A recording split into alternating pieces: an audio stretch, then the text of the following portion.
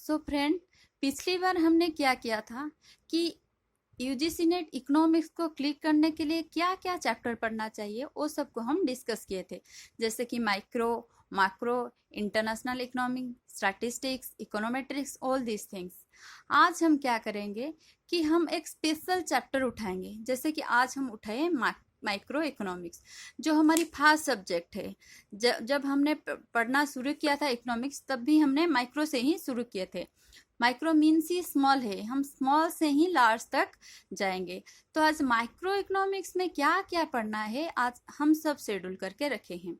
क्योंकि ऐसे बोलते हैं, अगर हम टाइटल को सही तरह से समझ गए तो पूरा ऐसे आधा लिख गई। तो कुछ चैप्टर पढ़ने से पहले उसको सिलेबस भी सही तरह से समझाना चाहिए। हमने यूजीसी इकोनॉमेट्रिक की ऑल दी सिलेबस को अच्छी तरह से स्टडी किया। और आप 10 ईयर्स से उठा कर देख लेना कि हम जितने सिलेबस को डिस्कस कर रहे हैं, जितने भी क्वेश्चन आएगी यही सिलेबस से ही आएगी। तो पहले हम देखते हैं क्या डिमांड। डिमांड में हम क्या पढ़ेंगे, डिमांड क्या है, उसकी डेफिनेशन क्या है। ऐसे नहीं कि हम सोचते कि हम +2 में वहीं से पढ़ रही है, ग्राड में वहीं पढ़े हैं, पीजी में वहीं पढ़े हैं। नया क्या है? नया कुछ भी नहीं, पर बहुत कुछ नया होता है। डिमांड की डेफिनेशन में से ही मैक्सिमम टाइम क्वेश्चन आती रहती है। तो डिमांड से हम लॉ ऑफ डिमांड भी पढ़ेंगे, movement and shift of demand curve भी पढ़ेंगे, factor affecting demand also a important chapter. Then उसके बाद हम आएंगे elasticity of demand. Maximum time यहीं से क्वेश्चन आती ही रहती है। तो it's very important, you should be click all these things in a very important manner also। Elasticity में टाइप्स बहुत इंपॉर्टेंट होती है। तो उसका जो 4 टाइप होती है, percentage method, arc method, point method, geometric method, total expenditure, total outlay और टोटल रेवेन्यू मेथड। वो जो 4 टाइप होती है, वही टाइप को बड़े कंसंट्रेशन से देखना पड़ेगा। फिर उसके बाद क्या आएगी, shapes of elasticity of demand. ये भी बहुत इंपॉर्टेंट होती है। ये अपने आप में तो इम्पोर्टेंट होती रहती है, पर बहुत सारा माइक्रो और मैक्रो की सब्जेक्ट में भी ये रिलेटेड रहती है। तो इलास्टिसिटी ऑफ डिमांड को सही तरह से पढ़ना चाहिए। फिर आई हमारी रेवेन्यू और कॉस्ट। ये दोनों भी बहुत इंपॉर्टेंट होती है। माइक्रो से मैक्सिमम टाइम क्वेश्चन यहीं से ही आती है। रेवेन्यू में हम पढ़ेंगे marginal revenue, total revenue and average revenue. इसमें मार्शल और लॉर्नर भी आएगा, वो भी बहुत इंपॉर्टेंट होती है। देन कॉस्ट, कॉस्ट में ही ऐसे ही 3 टाइप की कॉस्ट आएगी, marginal cost, average cost and total cost. इसमें शॉर्ट रन और लॉन्ग रन दोनों चैप्टर भी रहती है। ये दोनों इंपॉर्टेंट हैं कि शॉर्ट रन में कॉस्ट क्या रहती है और लॉन्ग रन में कॉस्ट क्या रहती है। तो ये दोनों को बड़े इंपॉर्टेंट तरह से देखना है और पढ़ना भी है। फिर हम देखेंगे कि इलास्टिसिटी ऑफ डिमांड में भी और 2 चैप्टर बहुत इंपॉर्टेंट होती है, जैसे कि income elasticity of demand and cross elasticity of demand. ये दोनों के भी बड़ी अच्छी तरह से देखना चाहिए। फिर हम क्या करेंगे कि प्रोडक्शन फंक्शन देखेंगे।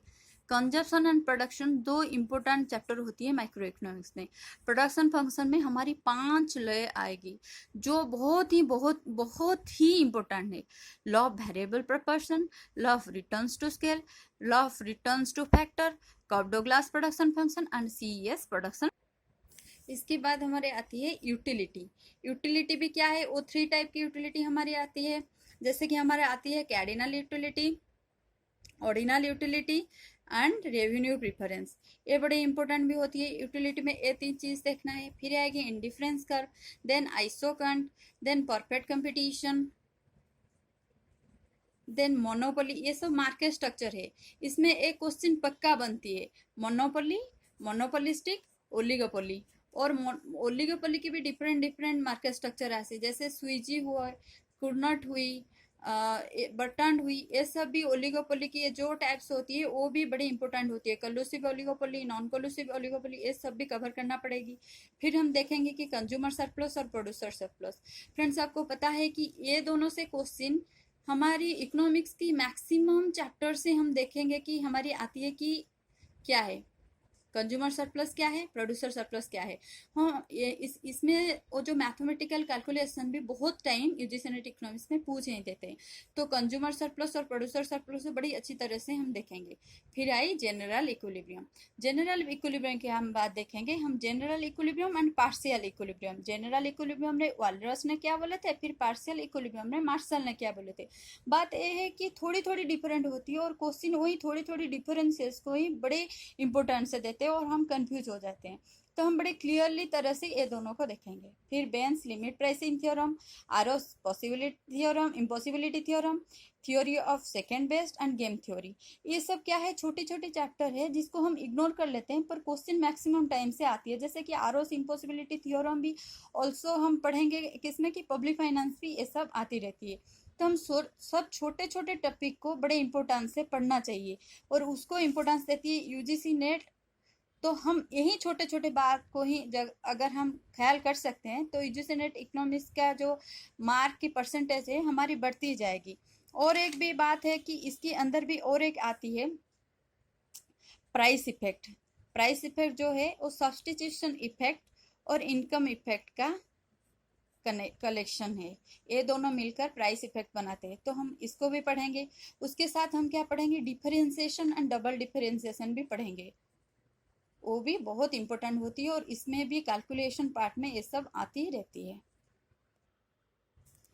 फिर हमारी आती है sales value maximization theory, model of managerial enterprises, model of managerial description. देखो मैं इसीलिए बोल रही हूँ कि सिलेबस के बड़ी गहरी तरह से पढ़ना चाहिए, क्योंकि देखो हमें ये दोनों एक जैसी लग रही है, model of managerial enterprises and model of managerial description. इसको मॉरिस ने दिए थे, इसलिए विलियमसन ने दिए थे। दोनों उसकी नाम से ही क्वेश्चन फ्रेम कर लेती है। मतलब ऐसे छोटे छोटे बात को बड़ी ध्यान रखना है। अगर हम सिलेबस को ऐसे गौरे तरह से माइंड को डीप तरह से बैठा लेंगे, हम सिलेबस को, अगर सिलेबस ही हमारी माइंड में आ जाएगी तो मानो पूरा चैप्टर हमारी धीरे धीरे धीरे धीरे हमारे अंदर ग्राफ होती जाएगी। फिर हमारी आई फैक्टर प्राइसिंग, जो 4 फैक्टर है उसकी फैक्टर प्राइसिंग, देन क्वासिरेंट। हम जितने भी डिस्कस किए, जितने भी सिलेबस इधर डिस्कस किए, जो भी क्वेश्चन फ्रेम करेगी आप देखना मैक्स टू मैक्स क्वेश्चन यही सिलेबस से ही आएगी। हम नेक्स्ट क्लास में क्या करेंगे, एक एक टॉपिक उठाएंगे, उसे अच्छी तरह से डिस्कस करेंगे, फिर 10-10 MCQ वहीं से ही करेंगे, तभी जाके हम क्लियर हो सकते हैं।